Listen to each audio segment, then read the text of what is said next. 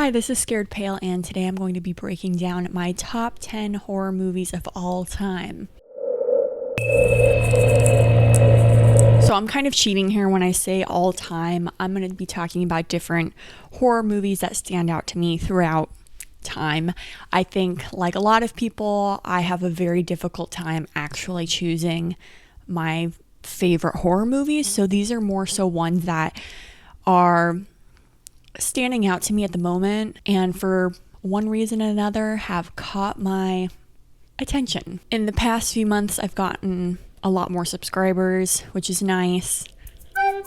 I always ask you guys for recommendations for movies I should be watching next, and I realized that I'm either getting recommended films I've already seen, or in general that you guys don't particularly know what sort of genre I'm in. So I just thought we'd do a little get to know me, give you some lists of films that are in my top 10, and go from there. So taking it back in time, I will be starting with 1933's The Invisible Man. A scientist finds a way of becoming invisible, but in doing so, he becomes murderously insane. I grew up watching the Universal classic horror monsters, and The Invisible Man is by far my favorite. It holds up so well. The special effects are incredible, but even more so than that is Claude Rains' performance as the Invisible Man is just sensational. It is manic and witty and just psychotically entertaining. It's so well done. You feel the humanity deep within him, yet he's able to go so far with his vocal performance when he's in the depths of the madness that, boy, it's a classic. Moving forward in time, making a bit of a jump, we're going to go to 1968's Rosemary's Baby. A young couple trying for a baby move into an aging, ornate apartment building on Central Park West, but find themselves surrounded by peculiar neighbors. I am very much into more psychological horror. This definitely falls into that category, and although it tends to follow the tropes of the crazy woman, is she crazy, is she not, it is just so well executed, and the performances are astounding. Ruth Gordon as the cuckoo neighbor, I love her in Harold and Maude, and this is no exception. Her performance is just wonderful, as well, of course, as Mia Farrow in this just poor tortured girl who you're following through this horrific journey of madness. And there is even a little cameo from Charles Grodin as the doctor in the film. Obviously, this film is more controversial to talk about in modern times due to its director, Roman Polanski. Oftentimes, I would say it's impossible to separate the art from the artist. But when I think of this film, I don't really think of him. What comes to my attention, yes, the filmmaking is really beautiful to watch, but more importantly, I think just the performances as well. So in my mind, it has elevated to, he doesn't define that movie, so many other people's involvement in it do. So that's a discussion I'm willing to have, but it's up there for me. I like it. Moving to our next decade, we have 1973's The Wicker Man. Just to emphasize, 1973's. Not the beast! Ah! Puritan police sergeant arrives in a Scottish island village in search of a missing girl who the pagan locals claim never existed. In full honesty, I've actually only seen this movie once, but it has struck such a chord within me that it is just kind of ingrained into my movie gravitational pull. I don't know. I really, really liked it. The eerie setting obviously is such an influence for films like Midsommar that I also love, but it has a wonderful combination of of investigative crime mystery, and then it just unravels deeper and deeper into this horrific, bizarre, climactic explosion. And there is something in all the films I've listed so far, I am drawn to like very distinctly looking films, I suppose, and this one does that for me. Next we have 1980s, The Shining. A family heads to an isolated hotel for the winter, where a sinister presence influences the father into violence, while his psychic son sees horrific forebodings from both past and future. I love Stephen King stories, and I actually think this is the weaker of the Stephen King adaptations. In having read the book, it's very different, but this film on its own is so brilliant. Again, very striking looking. The amount of details that can be dissected from this film are never ending. The performances from Jack Nicholson and Shelley Duvall are just so emotionally intense. And again, I'm aware that ethically this film pushed horrible boundaries for Shelley Duvall in the filmmaking as far as Kubrick's treatment of her. So I definitely acknowledge that. But just looking at it as a film as a whole, it's just a piece of art, really. I was able to see it remastered at a screening that Leon Vitali put on, and it was just so good. I have so much respect for him. If you don't know about him, you can check out this documentary on him. This film, obviously, with documentaries that have come out and just endless YouTube dissections of this film, there's many interpretations and layers that can be unraveled from this. But I think it's overall a very intense portrayal of domestic violence and addiction. And it's just, a film that just doesn't really get old for me. Jumping ahead 4 years, we have 1984's Nightmare on Elm Street. Teenager Nancy Thompson must uncover the dark truth concealed by her parents after she and her friends become targets of the spirit of a serial killer with a bladed glove in their dreams, in which, if they die, it kills them in real life. I grew up watching Nightmare on Elm Street as a kid, had it on VHS, and it scared me as a little kid. It sure did. I think conceptually it's just so frightening because falling asleep should be such a safe haven of unconsciousness, but it really disrupts that safe space. I'm not particularly drawn to the slasher genre in general, but Nightmare on Elm Street is one that has just stuck with me. Probably a lot from nostalgia too, but I generally like Nancy as a final girl protagonist. I think she's very smart and likable. Of course, there's Johnny Depp, gotta love him. More importantly, the performance of Robert Englund as Freddy Krueger is just sensational. It's so good. And surprisingly, I've only seen the first one. I've actually never seen any of the sequels. I maybe have caught glimpses of them on TV as a kid or something, so I'm kind of aware of some of them, like Nancy's in one of the later ones again or something. So that's actually a series I'm going to be diving into in the future for the channel. And I know that they get more cheesy and comedic as they go on, but as it stands, that first film is still so conceptually horrific to me in such a fun way. Speaking of Wes Craven, now I'm jumping ahead to 1996's Scream. A year after the murder of her mother, a teenage girl is terrorized by a new killer who targets the girl and her friends by using horror films as part of a deadly game. I love Scream. Again, had it on VHS as a kid.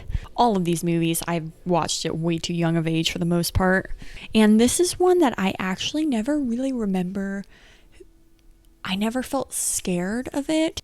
And I saw it at such a young age and have seen it so many times that no spoilers. I mean, hopefully you've seen it by now, but I don't ever remember the reveal at the end. It's almost just like I've always known it. I don't know, And I think because I'd grown up watching Nightmare on Elm Street, even at a young age, I was able to see the parallels of the Skeet Ulrich coming through the window, looking like an obvious Johnny Depp sort of character, and the parallels that I was seeing between other horror films that I always just was entertained by it. But as I've gotten older and have explored horror more, I just have such a deeper appreciation for this film and just the genius behind it. Its self-awareness is so slick and well written, and I could endlessly dissect Scream. I think it's so much fun, and there's a lot to be said about the horror genre within that film and what it's commenting on about the horror genre, and it's a lot, and I love it. It's a film that makes you think if you're really invested in it, or it's a film that any person can just kind of watch and it feels just like as another scary movie. It can be that accessible to any viewer, I think. I would say Scream, there's not a ton of like horror franchises I've watched, I think, but Scream is one of them and probably my favorite franchise. Getting closer to the millennial, we have 1999's The Sixth Sense. A frightened, withdrawn Philadelphia boy who communicates with spirits seeks the help of a disheartened child psychologist. M. Night Shyamalan just completely disrupted pop culture with this film. Although I was too young to have seen it in theaters or when it first came out, I was lucky enough to have a pure viewing of this when I was probably like 12 or something like that. I think I just watched it by myself too when I watched it the first time, and it was just such a pure viewing, and what a magical experience if you can experience that way for how like ingrained it's become in pop culture. But the performances in this film are just so wonderful and sad and layered, and obviously layered in multiple viewings as well. And I think in that way it's just so well written.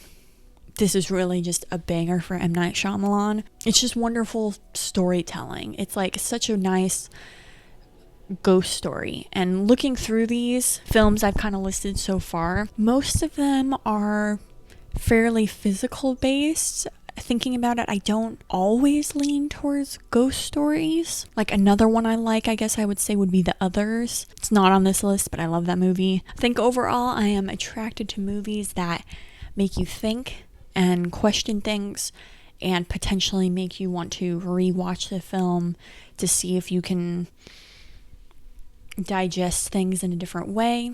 And this film does that. And it's just such a beautiful story about this boy, you know? Yeah, it's good.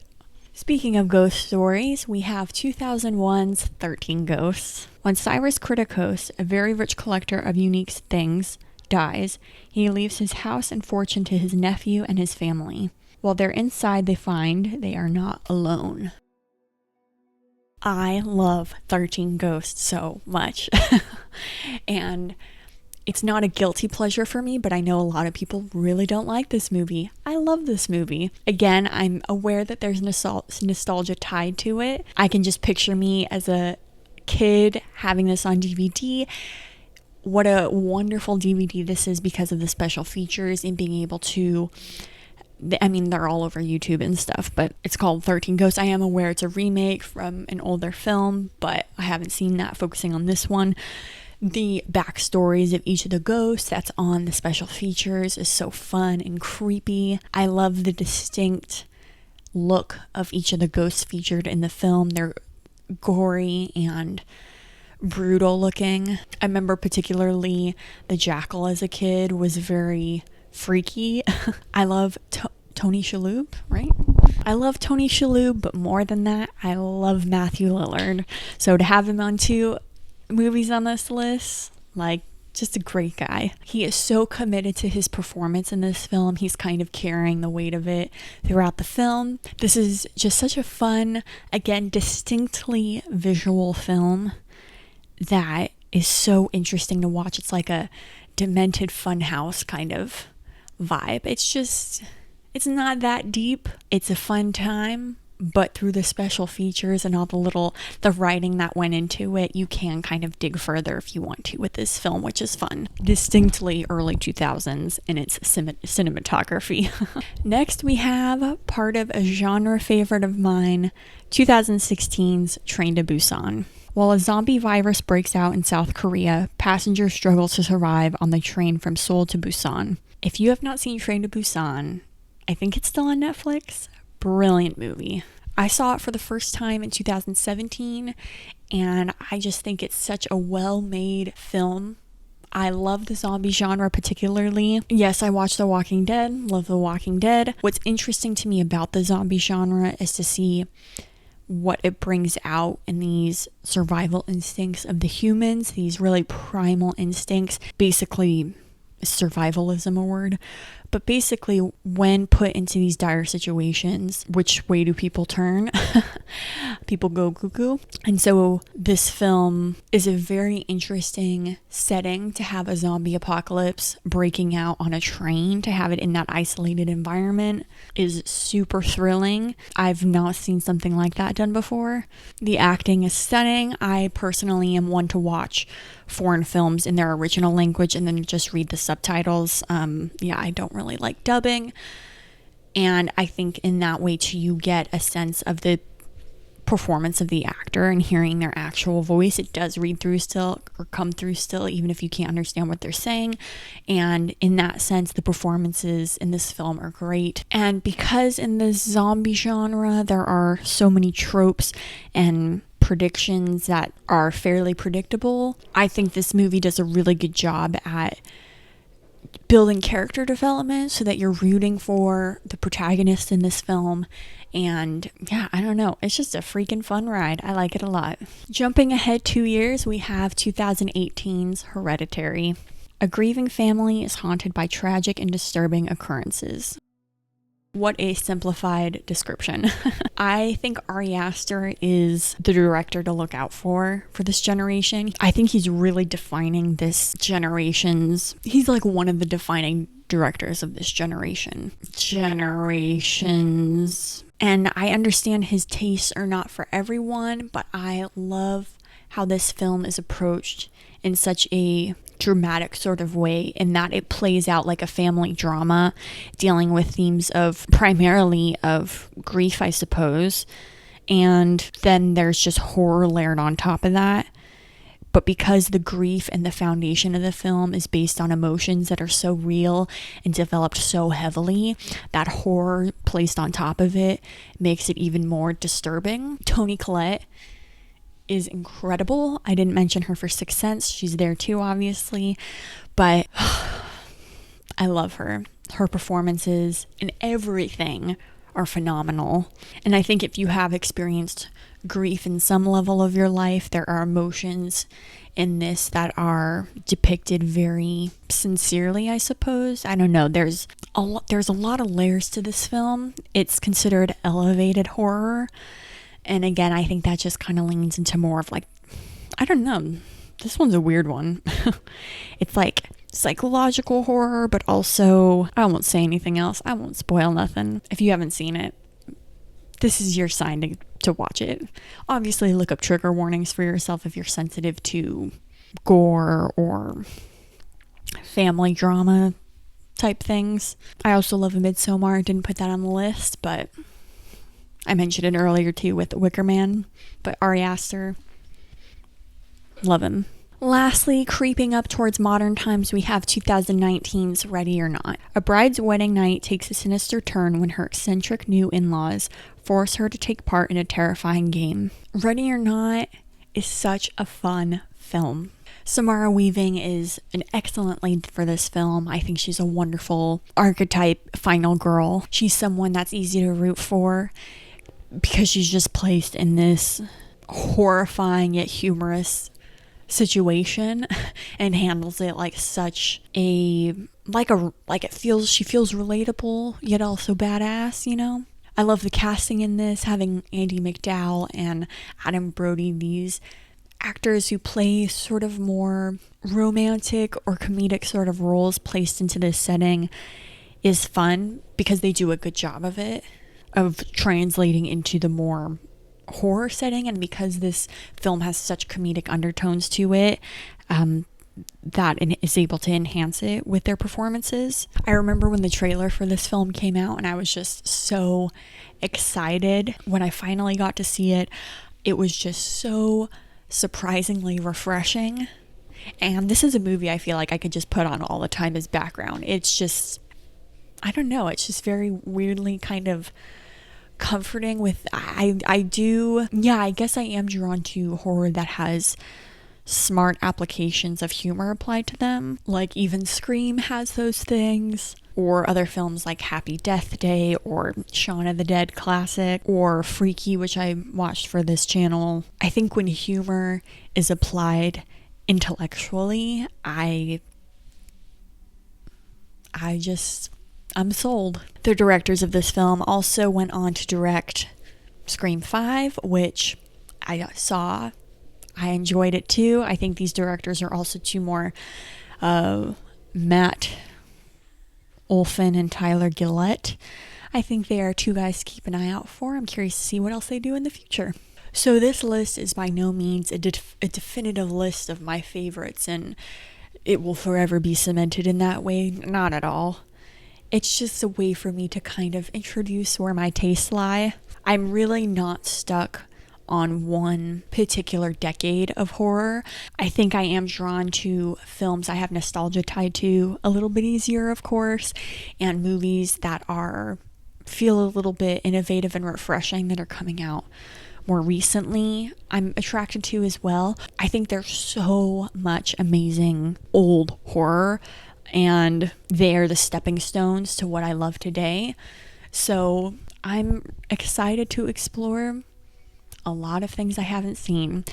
Speaking of, if you would like to recommend me a movie I should watch next, let me know. And if you're not sure if I've seen it or not, check my Letterboxd. I will put a link in the description below for my Letterboxd. It's just called Scared Pale. I'm still new to Letterboxd, so I'm in no means up to date with it, but I'm gonna try to add in as many films as I've seen, which is like a lot, but I'm going to try to update it as best as I can so that you guys can see what I have seen, and if you're curious to see what I thought of it. Thank you so much for watching this video. If you liked it, consider liking it or subscribing. If not, that's okay too. If you have a top 10 of all time favorites, let me know. Or if you absolutely despise any of the movies on my list, that's okay too, let me know. And I will see you next time. Thank you.